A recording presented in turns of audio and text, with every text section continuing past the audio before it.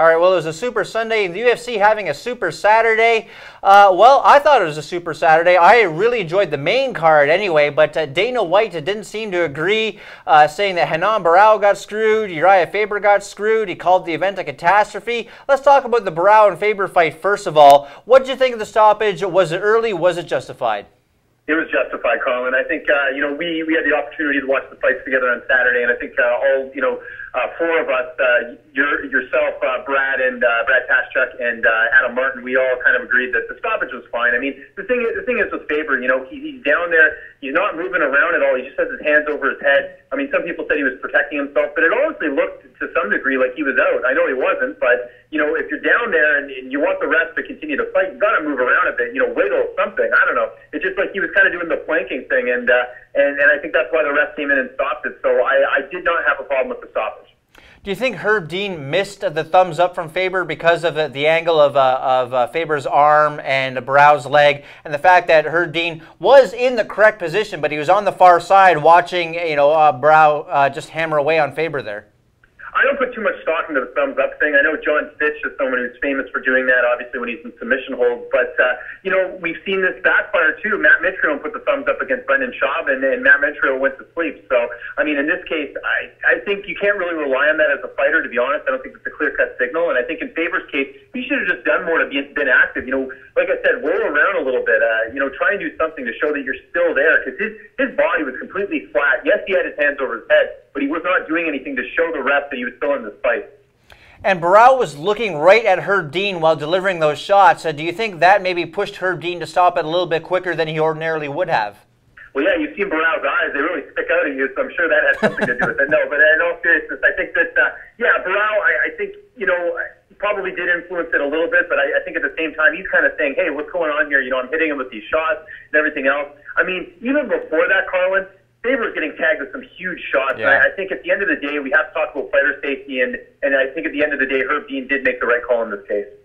And that's another thing. How much of a factor was the fact that Faber had been really blitzed from the get-go here? I mean, Barao was just landing everything but the kitchen sink. So even if Faber was in his mind safe in that particular position, the fact that he had taken such big shots before and been unsteady on his feet, that had to play a factor as well, did it not? Oh, it had to. And I mean, I think the thing we all want to avoid is, a situation like we had a couple of years ago with Yves Lavigne where, Matt Brown was absolutely destroying Pete Sell and they just didn't stop the fight. And it was pretty hard to watch.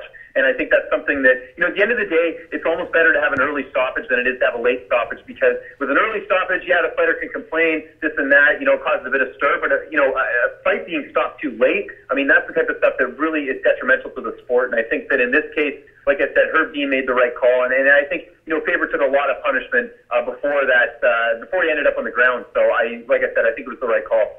There's talk now of doing Barao-Faber 3. Is it too soon for that?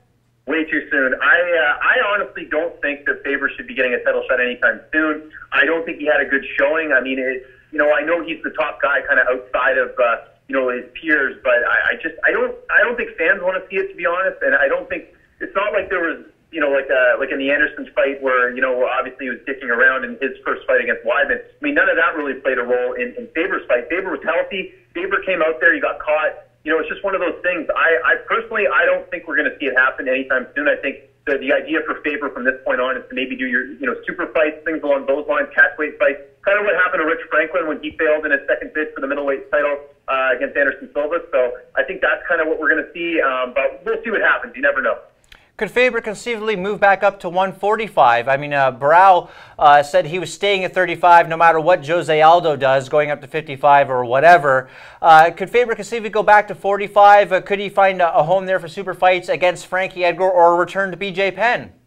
Yeah, I definitely think that's a possibility. I mean, the only kind of question mark there is, his teammate Chad Mendes obviously is really high up in the rankings for featherweight, so that might be a cause of concern. But at the same time, I think that Faber needs to go and try something new out, It's just unfortunate because he's kind of in one of those situations, like I mentioned, with like Rich Franklin or even Kenny Florian, where, Florian had failed bids at 2 different weight classes. Faber's kind of got the same thing going on right now. So I think that super fights are the way to go. Carlin, he's a very marketable guy. He's a guy that you could put on a fight night card in a main event. You can even throw him on a pay-per-view like we saw this past weekend. I mean, he's a guy that he can still market, so I think there's lots of the options available for him going forward.